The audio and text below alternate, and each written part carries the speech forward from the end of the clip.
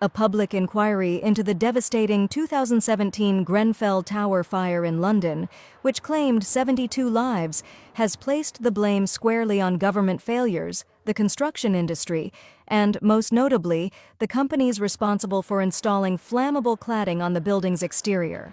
The fire ripped through the 23-story social housing block in one of the wealthiest neighborhoods in the early hours of June 14, 2017, becoming the deadliest residential blaze in Britain since World War II. The simple truth is that the deaths that occurred were all avoidable, and those who lived in the tower were badly failed over a number of years and in a number of different ways by those who were responsible for ensuring the safety of the building and its occupants. In its long-awaited final report, the inquiry assigned the greatest responsibility to the companies involved in the maintenance and refurbishment of the tower, highlighting systemic failures by local and national authorities. The report also condemned companies for dishonestly marketing combustible cladding materials as safe. Spanning nearly 1,700 pages, the report described the disaster as the result of decades of failure where profit was prioritized over people's safety. Grenfell United, a group representing some survivors and bereaved families, criticized the government for enabling corporations to profit while dictating regulations. Today, we send a message to Keir Starmer and his government.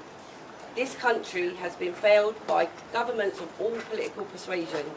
Our expectation is your government will break old habits and implement all the recommendations made by Sir Martin Warwick's report without further delay, because the time to address this is already 3 decades too late.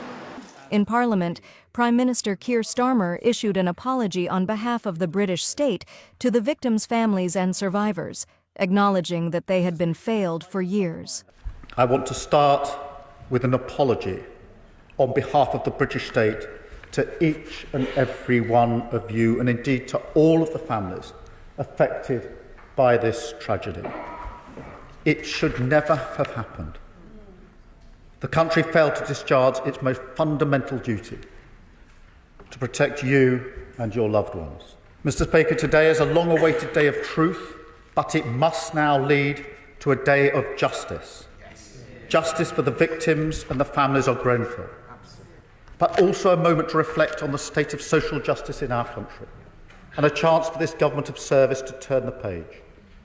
Because this tragedy poses fundamental questions about the kind of country we are.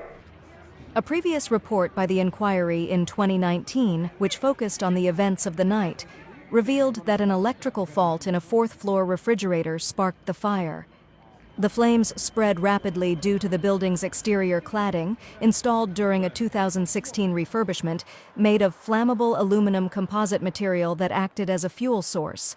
The harrowing testimonies, including recordings from those who perished while awaiting rescue after following official guidance to stay put, sparked widespread anger and national introspection about building standards and the treatment of low-income communities.